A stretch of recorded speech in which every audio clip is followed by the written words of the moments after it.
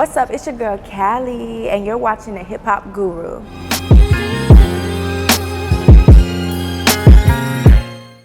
My name is Alex. This is the Hip Hop Guru. Today we have a very special guest in the building. Callie, how are you doing? I'm good. How are you? I'm doing very well. Is today your first time in Toronto? Yes. What do you think about the city so far? It's great. It's just I wish I would have came at a better time. The snow is not for me. Like I need good sun, like hot. Yeah, you came in like in the midst of like a snowstorm, so it's just like everybody's fighting outside and forgot like the jacket and all that. I only got a coat. You got a nice, comfortable looking coat on, and I'm half naked, damn near. Yeah, I'm cozy. I'm cozy. So I wanted to start it off about some of the tours that you did recently. You were on tour with Latto, you did Rolling Loud. What did you learn during those experiences going on big crowds and all that? With the crowds and stuff, it was just like you learn to feed off other people's energy while you're performing. So it's just like you got to come out there like swinging for them to really like take in everything. You know what I'm saying? Yeah, for sure. Definitely, if you're an artist and you're trying to go on tour, like go with people that you love for real. Like you know what I'm saying? Or it's either two ways. Go on tour with people you love or you don't know like that. Cause it's like y'all become family or y'all end up hating each other. Like, you know, cause it's either or. It's like either or. So yeah, it was definitely an experience. And what city did you find had like the craziest crowd where you were able to just completely take over and be, you know, that person? Chicago is definitely one of my favorite cities on tour. Definitely Utah. In New York, they got the fight in. When I said, you know, I'll do a bitch. Then somebody started really swinging on somebody, and it was just like crazy. It was a moment. So you like stop for a second? I kind of loved it. Like, hold on, but you know, I had to stop.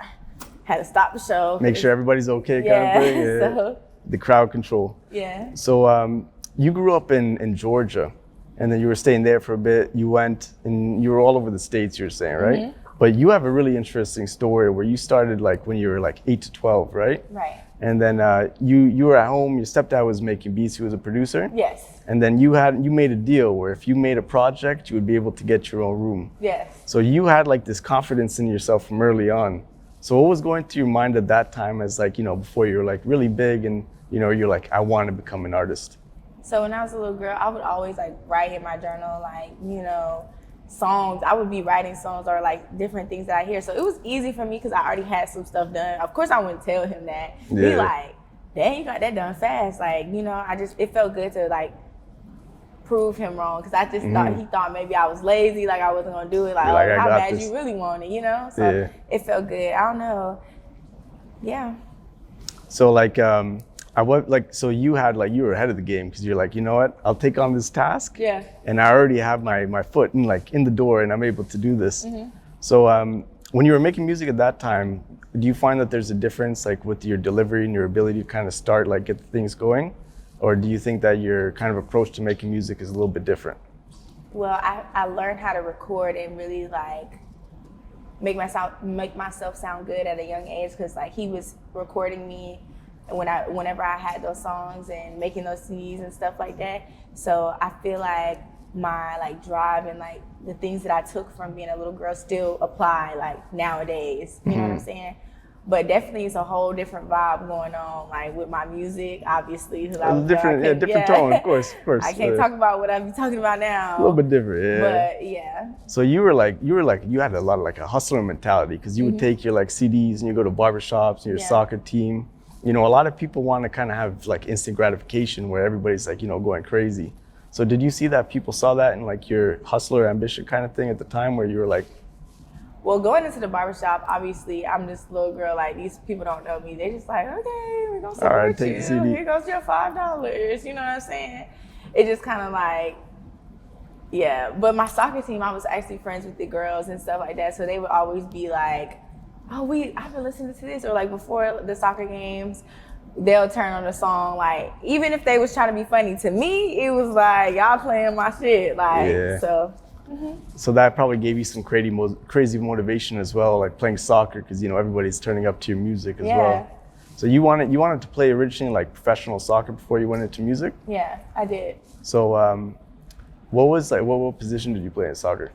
I played left back, right back, striker, and center back. Oh, so you're all over the place on the field. Yeah, front and back, not midfielder, because that's too much running. No, you gotta like run back and forth constantly. Too much running. You're like, I'll leave that for somebody else. Right. So what was the moment that you gained confidence in yourself as like, you know, I'm able to do soccer, playing soccer, music, but music is what I want to do? So it was kind of like, I did music, and like when I was a little girl, I started playing soccer when I was like 7, and I started music when I was like 8. So like, it was 2 different times. Soccer had majority of my time, but like, as I got older, I kind of stopped making music because I just feel like, you know, I'm really good at soccer. Like I'm getting like scholarships and stuff with club teams, and I was playing for 3 different clubs at the same time, like indoor, outdoor, and my high school. So it was just like crazy. Once it became like, no shade to my mom, but like it became like I was really good at it. So it was like a chore or like a job. You know what I mean? If I wanted to do something outside of day, it was like, well, you need to do this first. Like juggle through them cones for 2 hours. Somebody's working harder than you. And I get it. But it's like, I started this. Like, I'm the one who was good at this, you know? So when that like passion started to die down, like I was really good, but then I started getting like, you know, I'm tired of people telling me what I can't do because the soccer team and you know what I'm saying? So then that's when I was like, I always love music. I'm always writing. I've been writing even when I was playing soccer. Why wouldn't I like take advantage of that? Like, you know, and I'm starting to see like different females are coming out. Like I could do that too, you know, so. No, that's a huge thing for motivation, that you know that what you've done motivates somebody else to do what they want to do with their dreams. Yeah. That's a big thing in life too. So and that's a lot of respect too, because you know that's kind of like a lot of pressure sometimes, because like you know what you do has the motivation for somebody else to like follow their dreams, which is like a huge push in life. So after that you went on like Rhythm and Flow, and then you were like doing that. You auditioned for it, made it like pretty far, and then there was something that went on. I didn't make it far. You went like, you know, more than other people, so that's a big thing. Huh? No? No, I auditioned, I got on the show like the first episode, and like right when they was about to put me on the stage, they like told my group of people like, oh, the judges are tired, like go home. Like we're gonna fly you to another city. And I'm like, dang, I sat in the room for 12 hours. I was practicing my rap. And you know, like it was like, so after that, yeah, it definitely did get discouraging. Like, you know, I didn't even get to show like what I've been working on all this time, but everything happens for a reason. I now know that I was not ready for that. Like I didn't have no music out. I was just writing journals. Like other people that was on there, they like had music videos and all types of stuff on streaming platforms. I didn't know nothing about that. I'm just a girl writing in her journal, and I can spit 16 bars from you that I just wrote yesterday. That's it. See, that's like a perspective thing, because you said you didn't make it far, but to be able to even be there by itself is kind of a big thing, right? Yeah. So it's like, you know, but obviously if you win, that'd be like a really cool thing as well. But you know, now it doesn't matter because you are where you are. So with so after that, like you kind of released the song Do a Bitch, and that one went crazy, right? And then you released Snippets. What was your idea of releasing Snippets as a way to have it kind of become a viral song before you released it?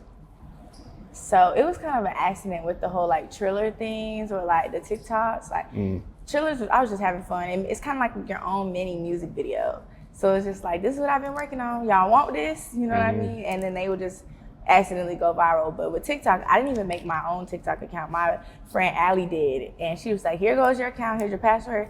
Here's everything. Like, this is how you work the app, and you need to make this. Same thing with my Twitter. My best friend Nadia, she made my Twitter account because I'm not a social media person for real. I post and I go about my day. But then it's like, let me try these transitions and these makeup routines or whatever. And then it's just like, I open up the next day and it's like, oh. Like, all right, let's see what we can do with this. Yeah. So like you blew up on both platforms, TikTok or Triller and Twitter, right? Yeah. Well, which one like surprised you more that you had like a huge like response from? Twitter. That's such a hard app to go viral on. It is tough. People are so cruel on that app. Like, so for my music to be going viral and like everybody's messing with it, it's cool to me. Yeah. So then fast forward, like there's a bunch of remixes that you put out. What was your like your mindset with, or not mindset, but like your thought process when the first remix came and then the next one came and the next one came? Yeah. So Rico Nasty was the first person to reach out to me during Do a Bitch, and that was one of my favorite artists of like all time. Like I just love how she just unapologetically herself. And so that was really dope for me. And then Santana was coming up just like I'm coming up, you know what I mean? So it's like people messing with him, they messing with me, why not? You know, it's kind of his vibe. And I really loved his verse so bad. Like I knew every word as soon as he like sent it to me.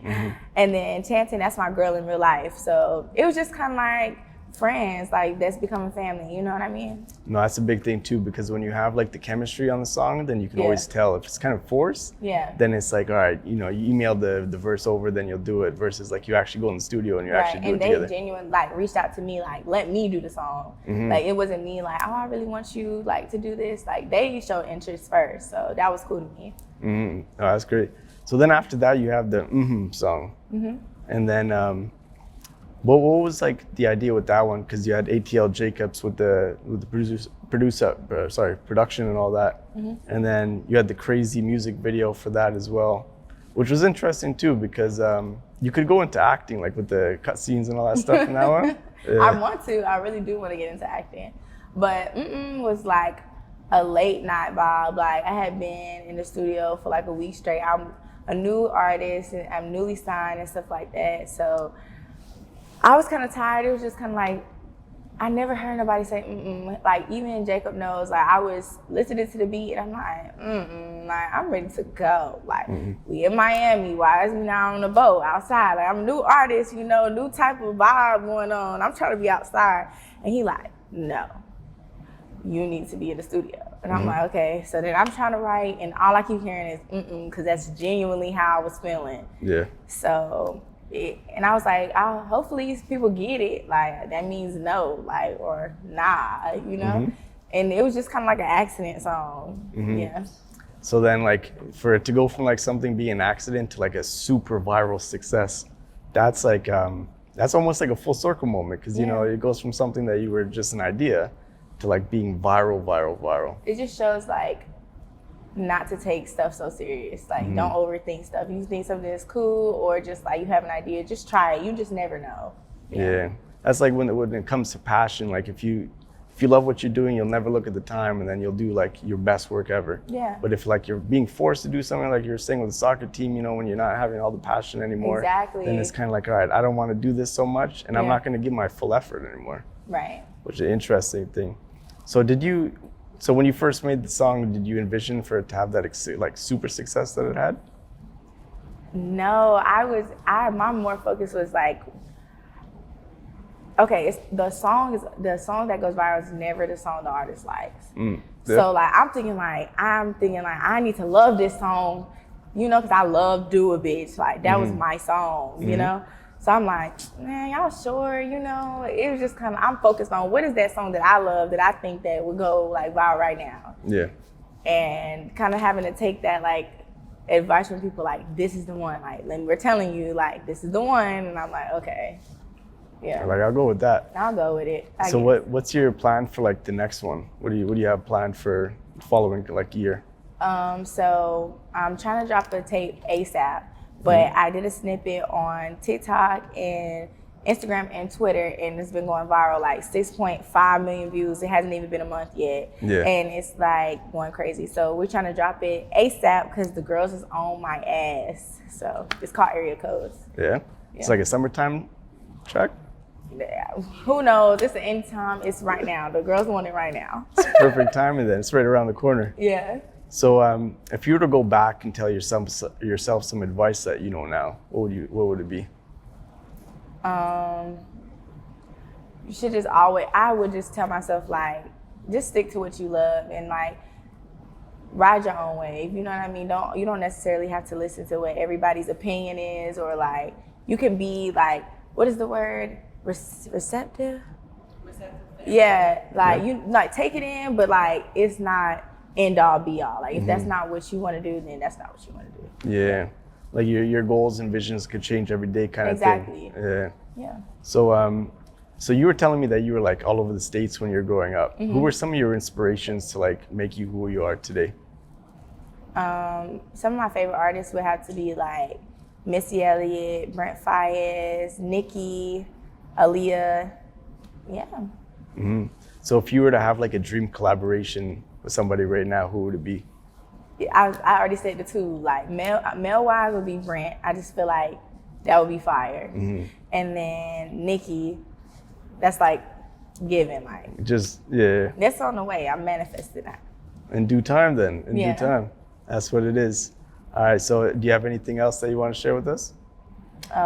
Make sure y'all, everybody, even the people that's watching, follow me on my social media platforms. It's Callie with 3 eyes, and I'm on all streaming platforms. If it's a streaming app, I'm on it. That's what it is. Yeah. Thank you, Callie. I appreciate your time. You.